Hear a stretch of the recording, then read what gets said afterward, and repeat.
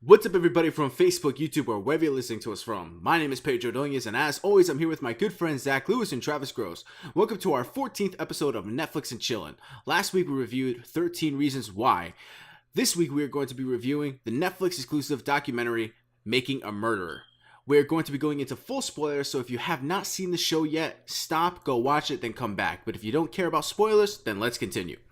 So yeah, it's really hard to spoil. I really guess it really is. Like a documentary. Like this is like you can look at the news and have it spoiled for you. You know?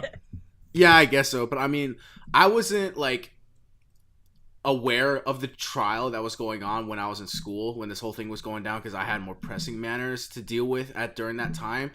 So when this whole thing was going on, obviously I was unaware of this whole thing going on. So when the show came about on Netflix, I was like, oh, what's this? I had no idea actually going in. So it was interesting watching the whole thing. So yeah, a guy that gets quote unquote framed for some random guy. He doesn't have a name. You say his name. Stephen Avery, which is the guy in mention that got framed, quote unquote, for a murder that apparently the police set him up. Quoting it? It's true. Like that actually happened. Yeah, he did. He did actually get framed. No, how do you know if he got framed? Well, not framed, but they wrongful conviction that put him in for 18 years. Yeah, I know. No, he didn't even get framed for that. He didn't get framed for that, but we're pretty sure that he got framed. He kind of got framed for the first one. Yeah. The first one, it was just sort of like, cool, we need to arrest someone that has a beard. I know, the perfect guy I don't like.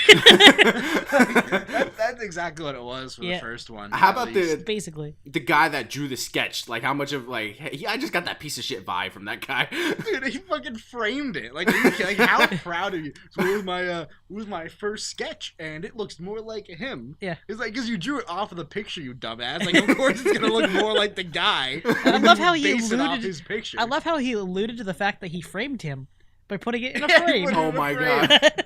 The foreshadowing. Oh my god. But yeah, let me first off, amongst the numerous amount of pieces of shit that are on this show, I feel like one piece of shit is slightly larger than the other. It really is. And that is, I think his name is Ken Krantz. Yeah. I hated this man. Whatever his name was. Yeah, I hated this man. I hated his voice. Dude, I was gonna bring up that. Yeah. Dude, the first press conference with this guy, literally, he's like the other guy's talking. He's like, yeah, we gotta do this. It was the right thing to do. We feel like we got the right guy. And he talks. He's like, yeah, I totally agree. I'm like, whoa, like that was not the voice I was expecting to come out of that man. Yeah. Like, I'll be the first to admit, did not see that voice coming. I mean, to be fair, he did have it coming to him at the end. So. Yeah, absolutely. Oh, yeah. Almost poetic justice. Yeah, towards the end. We'll get to that, but what a piece of shit. Yeah, seriously. Anyway, I don't know, man. It's like... Yeah, I guess we should start off with the original part, like the first episode where he's like in prison for 18 years. He finally gets out. Yeah, he's in prison for 18 years off a wrongful conviction. He finally gets out because of the advancement of DNA testing. Mm-hmm. Is what gets him out. Yeah. And it comes down to one singular hair. One singular pubic hair. Yeah, one singular pubic hair. It gets him out. And they get the right guy was already in prison for another thing he did. Yeah. Like totally Shawshank this guy. Right. Yeah. And so yeah, and then you think that, okay, cool, he's out. Now I can go live life. And then he's like, well, listen, I was wrongfully convicted for 18 years. I want some, gratification. I want justice for the people that did this to me. Right. And that was the first mistake. Do you really think it was a mistake, and though? Obviously, was it a mistake? As of right now. Here's what he should have done, okay? What he should have done was he should have got out of prison. He should have moved. He should have moved and told no one where he was moving to. Yeah. And then sue him? And then from a distance, sue them. And have the lawyers do all the work. And then from a distance. It's like going up to somebody, it's like, yeah, talk shit to my face, and they back up 100 feet, and then they say from I mean, what do you expect? I mean, they're gonna put him in prison again, which they obviously did. It's a small town, and he's searching for $36 million. They're not gonna give him that. Did they end up giving him $400,000? They gave him he was like his suit was seeking up to $36 million. Yeah. And he ended up, because after he was arrested for murder, he ended up taking a settlement for $400,000 just so he could afford some good lawyers. Yeah. Yeah. So really, he missed 18 at least. Now we're not going to get into the details right now of the full trial of the murder that went on. Yeah. But for the first time, like, he was proven innocent afterwards, and he missed 18 years of his life, and he got virtually nothing out of it because the money that he got, he had to spend for lawyers for this new case. It's just ridiculous, man. You know, and I'll say this right now. He had really good lawyers, even though in the end he still got, pled guilty. They were both very good. I said that multiple times throughout. Just how, like, they really put up a fight. They really did. And it was very funny because we watched the People versus O.J. Simpson a couple weeks ago. And I think that's more of a testament to People versus O.J. Simpson and how realistic it is, because I got that very same vibe. Yeah, of definitely. The courtroom. Yeah. That's more of a testament to they're just slinging mud at each other Story. like crazy. But even like when they come up and someone says one little thing and he's like, I have a quick follow up. Like, their minds were working so quick, and the two of them were so smart. Yeah. What are their names? Dean and Jerry, I think. Yeah, I think they were Dean and Jerry. Yeah. Yeah, they were really good. They did their job. They got that money, rightfully so, for being his lawyers, even though unfortunately the one thing that I didn't quite understand that they didn't do is, I don't know why they wouldn't have wanted. I get, like, they wouldn't have gotten paid any extra for it. Right. But I don't know why they didn't want to cover Brendan Dassey as well. Yeah. As well, because he really is the one that put Steven away. Right. And if they were the ones in charge of him, that never would have happened. It only would have made Steven's case that much easier. Oh, seriously. Because if they had them, if he had them as a lawyer, yeah, they always would have been in that room with him. And they wouldn't have let him talk until they had discussed everything. And so I felt like that was just a mistake, because they let him get this appointed lawyer when they had these two lawyers that were a grand total of $400,000. And Brendan was really the one that screwed them on the case. So if they would have covered him like pro bono, then they both might have been free men. Yeah, well, how about that piece of shit appointed lawyer that Brendan did get? I think it's Len Kretinsky or something like that. Yeah, something like that. He was just, the second I saw him, I'm like, ooh, I don't like this guy. He was definitely working with the courts. Yeah, definitely was. He just wanted the plea agreement, and he didn't even really talk to Brendan about it. He's like, well, I'm going to see if they offer us a plea. Cool, they did. Hey, Brendan, sign this. Like, that's pretty much how it was. He didn't talk to him. He didn't leave anything his own decision. He totally thought Brendan did it before Brendan even got a chance to defend himself. Yeah, absolutely. Yeah, which is ridiculous. And when I saw all that poor kid wanted to do was watch WrestleMania. Oh my god! Oh, that broke my heart. All he wanted. That broke my heart. What broke my heart even more was when they sort of got the quote unquote confession from him. Yeah. And then, like, you knew that he was gonna get arrested. He's like, "Do you think I can be back at school by 1:30 because I have a project due?" And I'm like, "Oh, dude, this kid doesn't understand like what he just did. He can't comprehend the situation." Right. Yeah, which is why the people I feel like are second to Ken Krantz, the people that interviewed him, the officers that interviewed him, dude, especially the guy with like that balding haircut. Mm-hmm. I hate that man. They painted a picture for him. Yeah. Yeah. They're just like, what happened? What happened? Was definitely coercion. Tell us more. Wasn't this? This is what happened, right? Right? It was so much coercion. It was so much of them just feeding him what they thought was the truth. Yeah. And trying to get him to say, yeah, that was the truth. And I felt that really should have fucked them, because in this scene that he painted, we cut her hair, we slit her throat, we stabbed her, we shot her multiple times, and there was no blood. Yeah. Like, you should have known right. You should have known right then that this confession should not hold up, because obviously it's not true. Yeah. Like, there's no blood in any of these places whatsoever. I feel like most of the jurors made up their minds when they went in, though.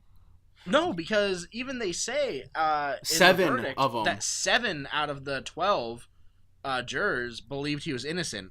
Which right would have been 8. Oh, yeah, that's true. Only 3 thought he was guilty and 2 were on the fence. So those 3 that were guilty were just so stubborn, and they were just like, nope, he's guilty. We know he's guilty. We already made our mind, blah, blah. And they were just so stubborn that the other people were probably just like, all right, we just want to go home. Yeah. Like, can we please just get this over with? Whatever. And that just really sucks to see. It shows like one of the big problems with the judicial system here. Mm-hmm. Yeah, which is also sad because you had that 8th that would have been the eighth person that would have made him innocent. Yeah, he got dismissed Yeah, because of family. Yeah, which is Family really emergency. yeah, because he feels so guilty afterwards. Like he felt like he should have been there to make sure that this man got out a free man.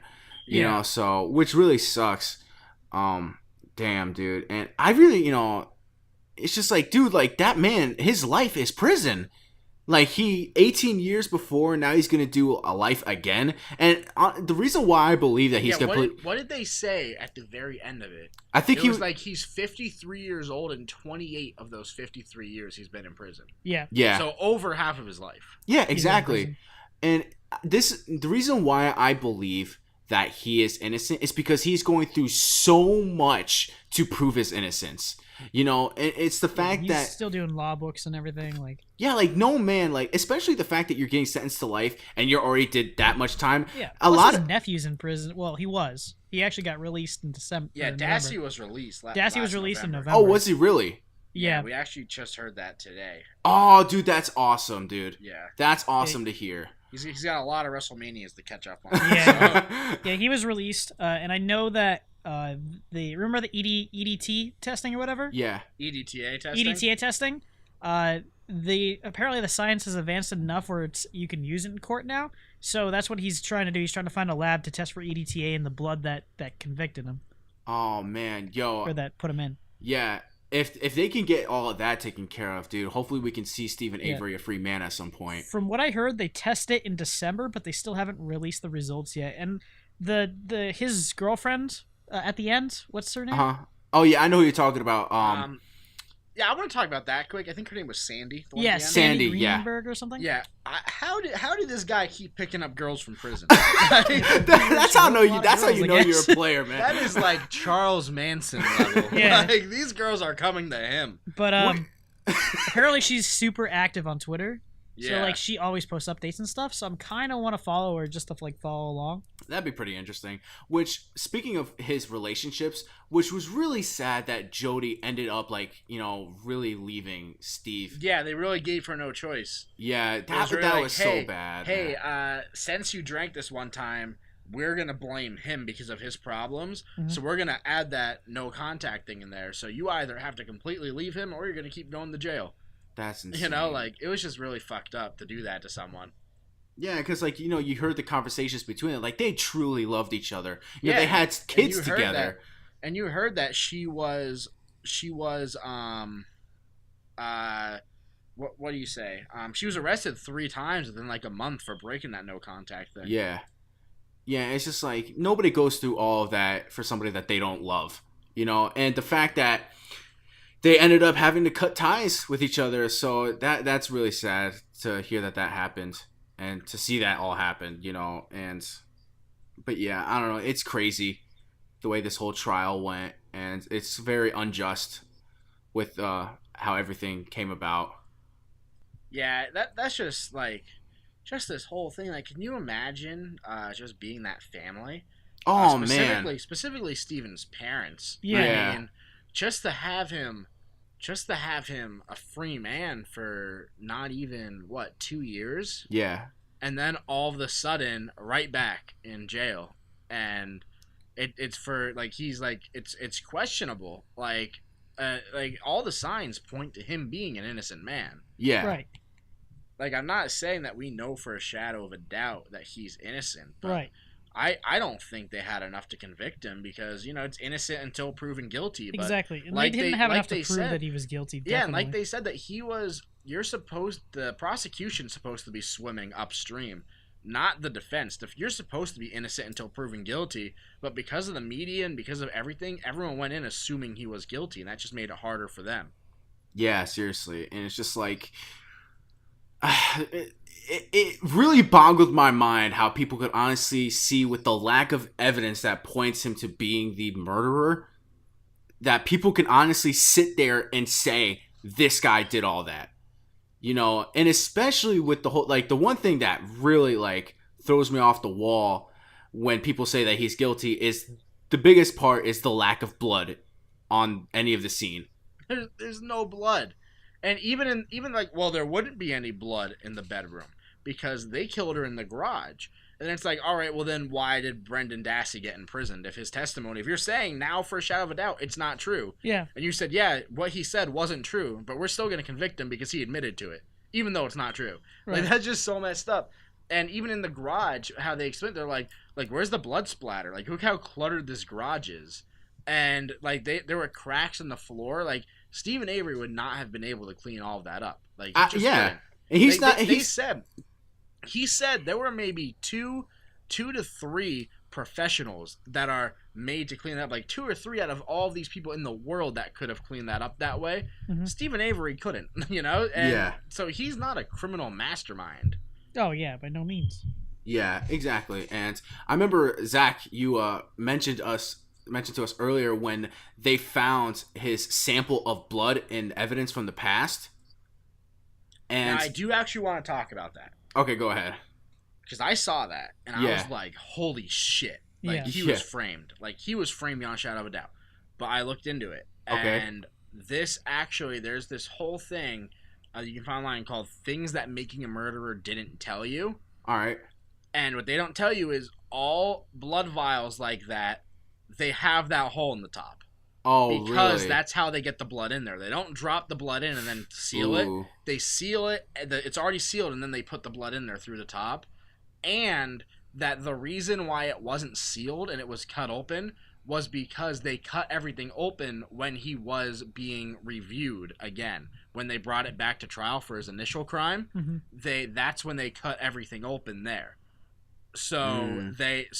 that really just cast a little bit of a shadow of a doubt in me, because it's like, all right, well, they did really dramatize Yeah. that to make it seem like he was Yeah. framed, but But in I will say reality, that none of that was actual evidence to him. In being the show, they framed. did say that it hadn't been touched since 1995. In the show, Yeah. they do say that. Yeah, but his case wasn't in 1995. That was the first time he pushed it back to trial, Right. and that's when they touched it. Right. That was evidence from 1985. Yeah, I understand that. And they touched it again in 1995, and that's why it wasn't sealed anymore, That makes because sense. they opened it. Yeah. Yeah. Yeah, well, that's interesting to know, actually, because, I feel like, because they are, from what I'm hearing, Netflix is going on with the season 2 for Making a Murderer. Yeah, I'm not sure if it will. It's it not will gonna be a Stephen continue. Avery, I don't no. think it will continue Stephen Avery. I think it will be a new story. I think that if the Stephen Avery thing is resolved, they might add a new episode to the season 1, Yeah. which would be kind of cool to see them do that. But Yeah, that'd be interesting. So what, you think they're going to go with, another case for somebody else? Yeah, it could be Oh, like yeah. another case style because documentary. there have been a all that. lot of people that have been wrongfully imprisoned. And you gotta understand that 90% of this documentary was filmed in 2005, 2006. Yeah. And they sort of just took all this footage from all these other people filming and all these news things and just put it all together Right. recently. Yeah. Which is crazy. And it's kind of funny because I know, because they're from Wisconsin, right? Yeah, Wisconsin. Yeah, because it's kind of funny. Manitowoc County. Yeah, every time they you saw outside and they were driving in the woods, everything like, I just kept thinking of Pennsylvania for some reason. And it's just like, Yeah, wait, very, very similar scenery. yeah, definitely. That's for sure. Yeah, and I was like, wait, they're not in they're not in the Bushkill area. Especially like the rural area. Yeah, yeah, Even in the city street scenes, I was like, "Is that Scranton?" yeah, yeah, exactly. So I had to keep reminding myself they're in Wisconsin, Pedro. It's like, so Yeah. yeah. Was there anything else that you guys wanted to add, or? No, not really. Just the fact that So it sucks, you guys you know? are totally 100%. You guys don't think he did it. Oh, I'm not 100%. I just don't think they had enough to convict him. Right. yeah.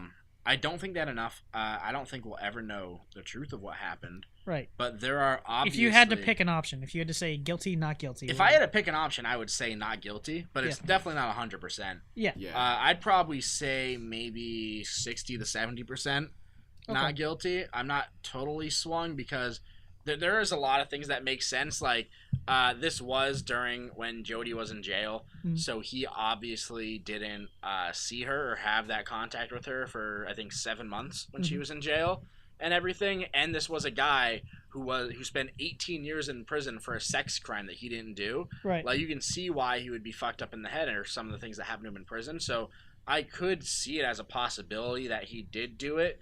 But overall, if I had to assume, I would assume he was innocent just because I feel like you have to until proven guilty. That's just how That's the true. justice system is supposed to work. Right. and they didn't. There was nothing shown in the series that proved him being guilty to me. Right. Yeah. Based purely on the series, I would say I'm like 90 to 95% that he's not guilty. Yeah. Yeah, I can see that. Yeah, I'd probably have to agree a lot with what Zach said.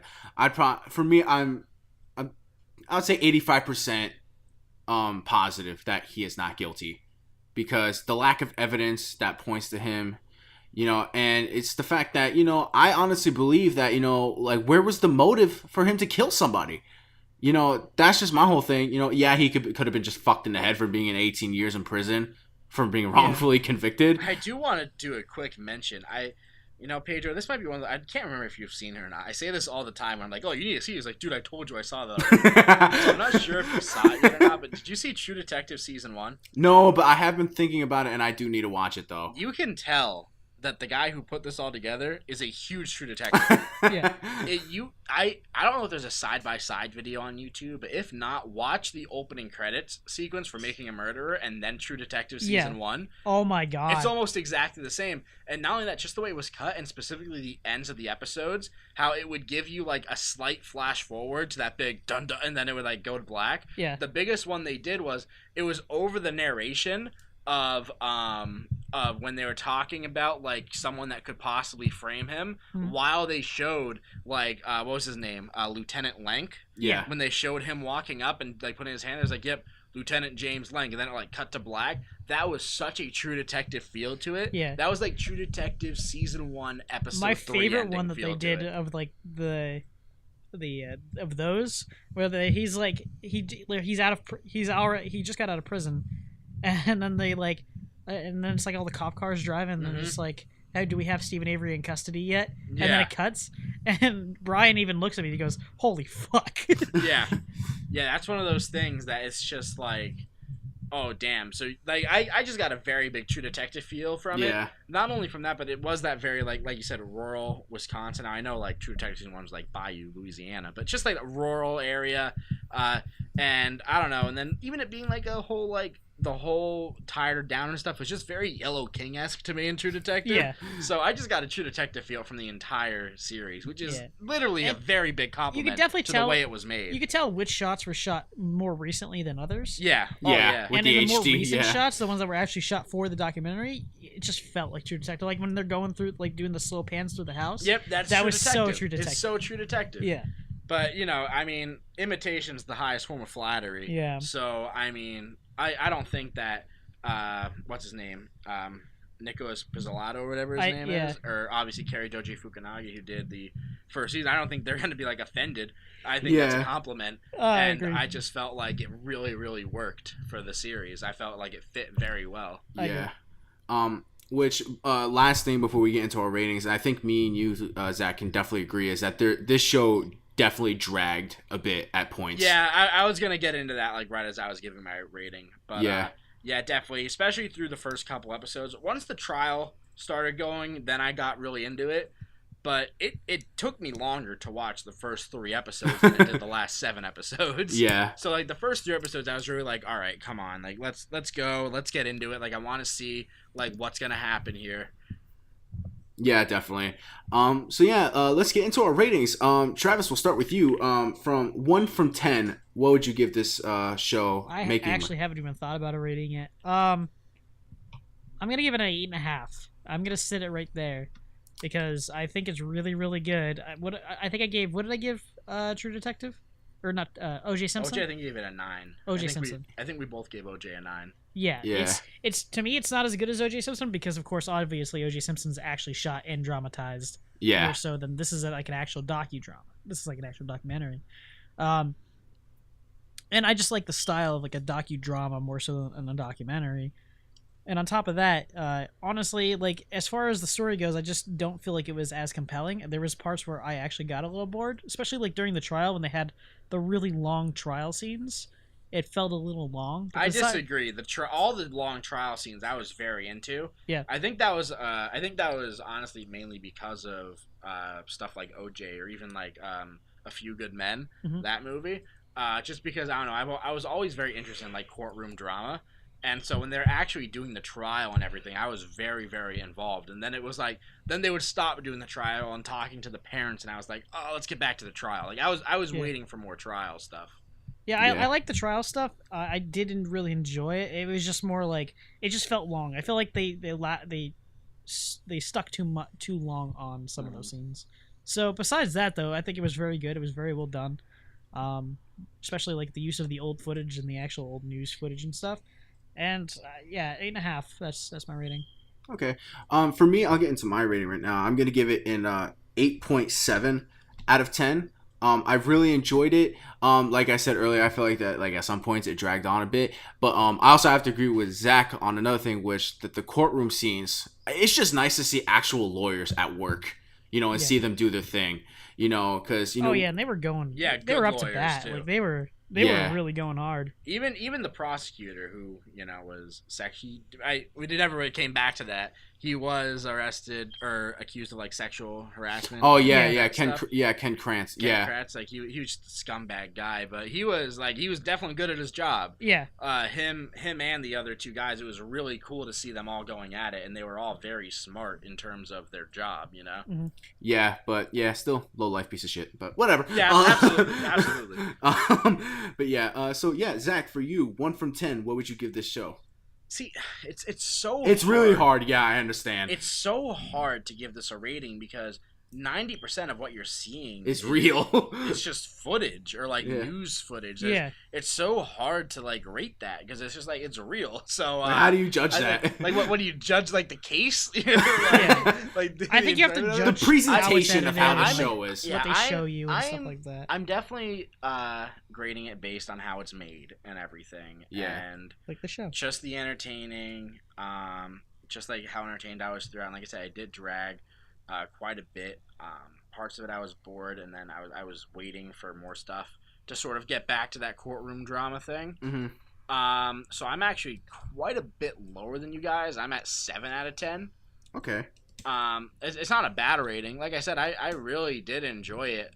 From like when I was finished with it, I was satisfied. Mhm. There were just points throughout it that I was like, all right, let's get going.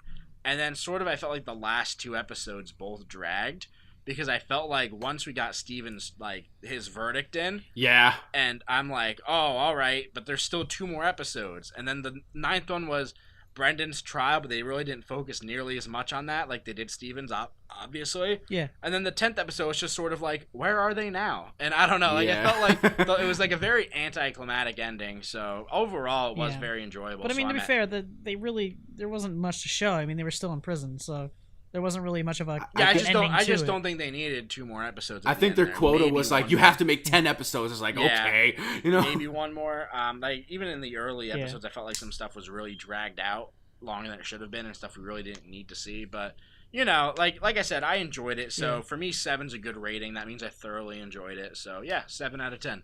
Okay, so Yeah. our P&Z Media rating, averaging out, comes to an 8.1 out of 10. So yeah, I really enjoyed this show. It sucks what the verdicts came out to be, but it's also really delightful to hear that Brendan Dassey is out of prison and enjoying life now. Yeah, So and like I said before, I would love if they add like if this happens, if they do the EDTA testing and it proves and he gets out of prison, or whatever. I would like to see them add an episode on. Yeah, to we season don't one. need another 10 episodes. yeah, seriously. No, just like if they And added. then in this year, he wrote this letter. Yeah. No, if they added like one more episode on to show like to give it an actual conclusion, I think that would be very fitting. Yeah, that'd be very interesting. Very cool. Yeah, that'd be really awesome to see. Okay, yeah. So guys, I really hoped you enjoyed Making a Murderer as much as we did. The documentary was really good, and so let us know what you guys thought in the comment section down below. How you felt about it, your rating from 1 to 10, and what you guys would like to see us review on Netflix and Chillin'. If you guys want us to talk about something, anything on Netflix and Chillin'. Usually we've been on a trend of talking about exclusive things that are on Netflix, but whatever you guys want us to talk about, we'll talk about it if you really want us to. So let us know anything that you guys would like us to hear in the future. So on to our next segment with Netflix and Chillin'. We're going to be predicting what Making a Murder has on Rotten Tomatoes. And Travis is going to be the one to have that rating pulled up for himself, and me and Zach are going to be the one predicting. So, do you have that rating up right now, Travis? Not yet, but he's you guys pulling it can up, go so we ahead. can go ahead and guess. Yeah. Okay, all right. You can go first. Okay, I'll go first. I'm going to say 90%. I'm actually gonna go quite a bit lower. I'm gonna say 80%. Okay. 80%. And that is a 97% on Rotten Tomatoes. Oh Wow. my God. It has a very, very high Yeah, it's a very review. high rating. Yeah, so I win. But yeah. All right, so guys, that is the Rotten Tomatoes section. We're going to get into our recommendation section where Travis is going to be telling you guys what to watch on Netflix right now, whether if it's a show or a movie. Travis, what do you have to recommend for the people watching Netflix at home? This week, I'm going to recommend the Clone Wars series, mostly because of the Last Jedi trailer drop. And I'm still so excited for the Last Jedi. Like, I got to get more Star Wars in my life. So I really recommend watching the Clone Wars. This is my prequel. Don't watch the movies because, you know, how the movies turned out. The series, though, the series fixes a ton of problems that the movies We had. got one really good Star Wars prequel though, with Rogue One. Yeah, technically, yeah. Technically speaking, yes. Technically speaking, yes.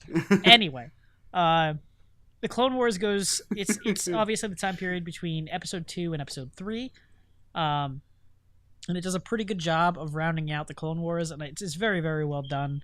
All the voice actors are great. I mean, all the animations are great. The story itself, they do a very, very good job of. They could do a very good job with story and stuff like that. And honestly, like it's worth a watch, and I definitely think that you should consider it your prequels because it is very well done. Yeah, I remember I watched the Clone Wars movie because what was a part of the movie was actually supposed to be just a part of the show. But then George Lucas was like, "No, I want you to take like the first 2 episodes and make that a movie." And it's just that's why it like tanked in the theater. So Yeah, it just didn't make any sense. Yeah. No, the actual series though, if you start from the series, the cool thing about the series is actually not in chronological order. Yeah, I remember hearing that. Yeah. Yeah, it's not actually in chronological order, but you can find like lists that list in chronological order if you want to watch it in chronological order. Which is insane. But, yeah, which you can do, but if you do it that way, it kind of spoils like some of the show that comes later. Like they do it obviously out of chronological order for a reason. Like it's for dramatic effect, but I would definitely recommend it. Okay. All right, guys. So yeah, that is our latest episode of Netflix and Chillin'. I hope you enjoyed everything that we had to talk about. Our ratings, our review on this show, the recommendation for the Clone Wars. Check that show out. And yeah, guys, remember to subscribe, comment, like, thumbs up. Do whatever you guys can to support this channel. Make sure to stay tuned for our other weekly shows, which is Real Talk, which we do every Wednesday. We talked about The Fate of the Furious. We reviewed that. We did a spoiler review. And should have just came out, we did a Carillion Committee. And we talked about The Last Jedi teaser trailer. And Hey, I think Zach wants to say something. Okay, go ahead. Well, I was just gonna say next week on Netflix and Chillin', what we're gonna be watching. Oh, right, yeah. You know, since Pedro forgot, now we're gonna be watching Sandy Wexler, the new Adam Sandler. No. Please don't torture me what too. We're gonna be watching.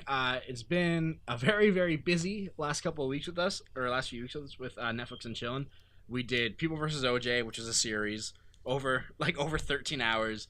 Then we did 13 Reasons Why, which was 13 hours. And then we did Making a Murder, which is 10 hours. We did a lot of series. So we're going to go a little bit lighter this week. We're going to do Beasts of No Nation, the Netflix original movie starring Idris Elba. It is directed by Season 1 True Detective director Kari Joji Fukunaga. I always can't. I think it's Fukunaga.